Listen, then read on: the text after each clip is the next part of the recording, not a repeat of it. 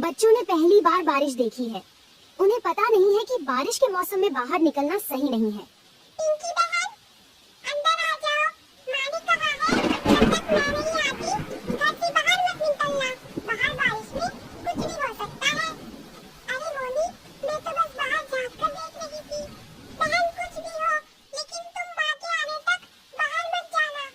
पिंकी चिड़िया बड़ी थी, इसलिए उस पर अपनी छोटी बहन मोनी की देखभाल करने की जिम्मेदारी थी। वो दोनों अपनी माँ के वापस आने का इंतजार कर रहे थे। इधर टुनटुनी जैसे ही घर से कुछ दूर गई, वो बारिश में काफी भीग गई थी।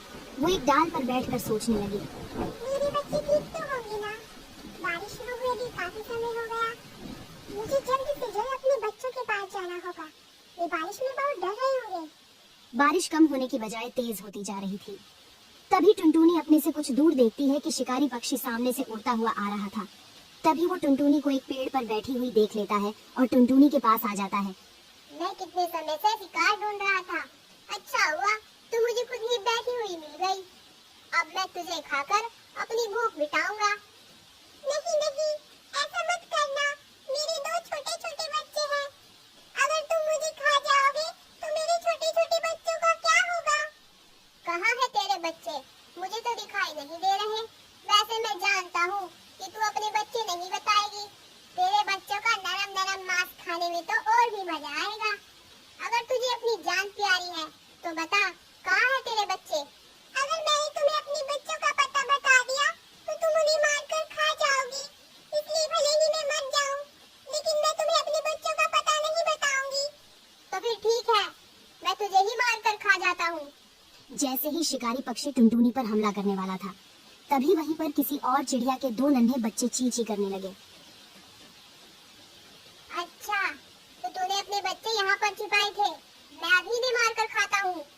दुष्ट शिकारी, इन बच्चों को छोड़ दो, नहीं तो मैं तुम्हारा बुरा हाल कर दूंगी। ये सुनकर शिकारी को गुस्सा आ गया। वो गुस्से में टुनटुनी से कहने लगा, ये चिड़िया, तेरा दिमाग तो ठीक है ना? भाग यहाँ से। अगर मुझे ये बच्चे नहीं मिले होते और मेरा पेट नहीं भरा होता तो मैं तुझे अभी खा जाता। मैं तुम्हें ये बच्चे नहीं खाने दूंगी, चाहे कुछ भी हो जाए। बोली चिड़िया, तू मेरा कुछ नहीं कर पाएगी। मैं अभी बच्चों को खाता हूँ। इतना बोलकर शिकारी एक बच्चे को मार डालता है और खा जाता है। तभी टुनटुनी दूसरा बच्चा बचाने के लिए शिकारी से लड़ने के लिए आगे बढ़ती है।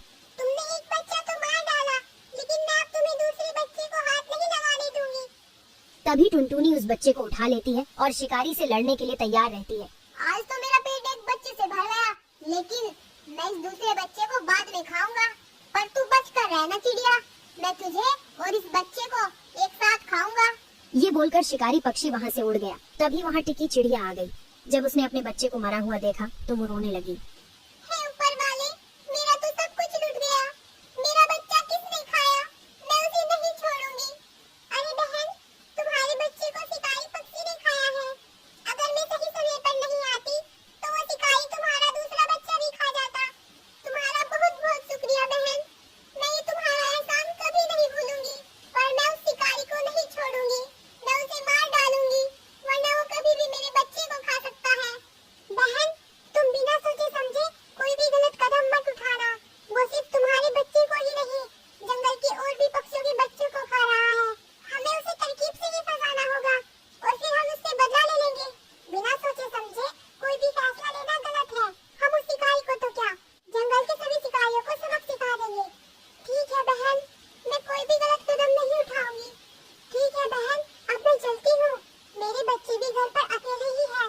कहीं कोई शिकारी उन्हें नुकसान न पहुँचा दे। ठीक है टुनटुनी, तुम जल्दी से अपने बच्चों के पास चली जाओ। टुनटुनी बारिश में ही अपने घर की तरफ चल पड़ी। बारिश की वजह से उसे उड़ने में दिक्कत हो रही थी। उसके पंख बारिश में भीग चुके थे, लेकिन वो फिर भी चली जा रही थी क्योंकि उसे अपने बच्चों की बहुत फिक्र थी। तभी रास्ते में कुछ ऐसा होता है। वो देखो, इस तेज बारिश में इधर ही आ रही है। ऐसी तेज बारिश में इसे खाने में बड़ा ही मजा आएगा। वाह वाह सरदार, आज तो हम इस चिड़िया को मिर्च मसाला लगा कर खाएंगे। अरे हे चिड़िया, रुक जा। इतनी तेज बारिश में कहाँ जा रही है?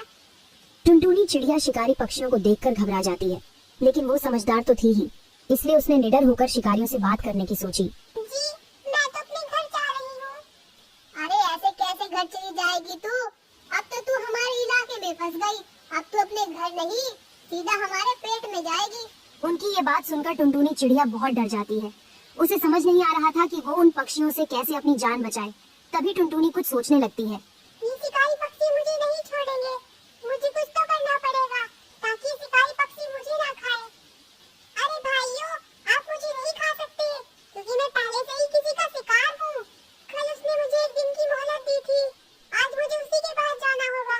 वो जानता है कि मैं इसी इलाके में हूँ। अगर तुम लोगों ने मुझे खा लिया तो वो तुम लोगों को नहीं छोड़ेगा। हा हा हा।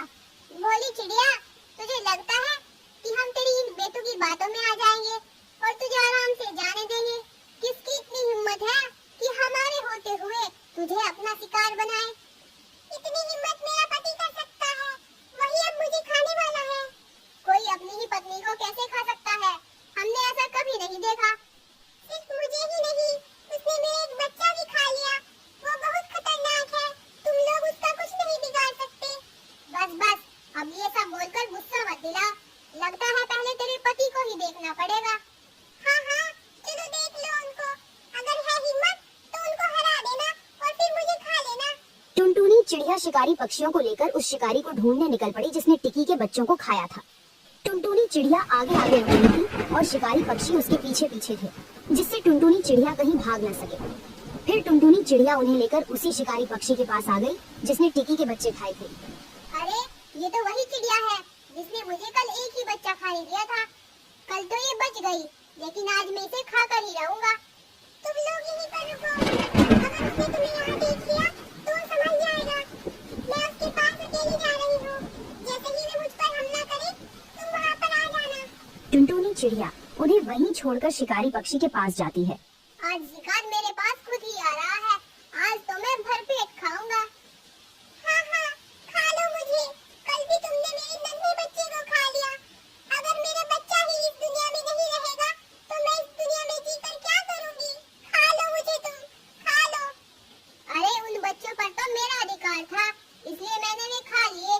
शिकारी पक्षी ये सब सुन रहा था। उसे टुनटुनी की बात पर यकीन हो गया था, लेकिन पहले वाले शिकारी को टुनटुनी की बात समझ नहीं आ रही थी कि टुनटुनी उसके पास क्यों आई। फिर भी उसने मौका हाथ से गंवाना सही नहीं समझा। मैंने बच्चों को तो खा लिया, अब तेरी बारी है। शिकारी हमला करने ही वाला था, तभी दूसरे शिकारी पक्षी बीच में आ गए। तू गया काम से, चल हट यहाँ से। ये मेरा शिकार है। तुम लोग कौन होते हो मुझे रोकने वाले? उस चिड़िया पर सिर्फ मेरा अधिकार है, उसका शिकार मैं ही करूँगा। देखो भैया, ये कैसे मुझ पर अपना अधिकार जमाते हैं। अभी पता चल ही जाएगा कि इस चिड़िया का शिकार कौन करेगा। ऐसे उन दोनों में तेज लड़ाई होने लगी। उन दोनों की लड़ाई देखकर छोटे शिकारी वहां से भाग गए। उन दोनों में इतनी तेज लड़ाई हुई कि दोनों घायल होकर जमीन पर ही गिर गए। मजा आया ना? मैंने तुम दोनों को बेवकूफ बनाया। ना ही मैं इसकी बीवी हूँ और ना ही इसने मेरा बच्चा खाया है। मैंने झूठ बोलकर तुम दोनों में झगड़ा करवाया, जिससे जंगल के पक्षी आराम से रह सके। वो दोनों पक्षी इतने घायल हो गए कि उनकी मौत हो गई। इनका काम तमाम तो हो गया। अरे, इन दोनों के चक्कर में तो मैं अपने बच्चों को ही भूल गई। टुनटुनी तेजी से अपने घोंसले की तरफ निकल पड़ी। जब वो घोंसले के पास गई, उसने देखा उसके घोंसले में तो पानी भर चुका था और उसके बच्चे भी वहाँ नहीं थे। तभी टुनटुनी वहीं बैठकर रोने लगी। हे ऊपर वाले, मेरे बच्चे कहाँ गए? कहीं मेरे बच्चे पानी में तो नहीं डूब गए? तभी वहाँ कालू कौवा आया। अरे टुनटुनी, तुम रो नहीं, तुम्हारे बच्चे बिल्कुल सही सलामत है। जब मैं अपने घोंसले की तरफ जा रहा था तो मैंने देखा कि तुम्हारे घोंसले में पानी भरता जा रहा था और तुम्हारे बच्चे डूबने वाले थे। मैं तुम्हारे बच्चों को वहाँ से निकालकर अपने घोंसले में ले गया। कालू कौवा टुनटुनी को बच्चों के पास ले जाता है। अपनी माँ को देखकर बच्चे बहुत खुश होते हैं।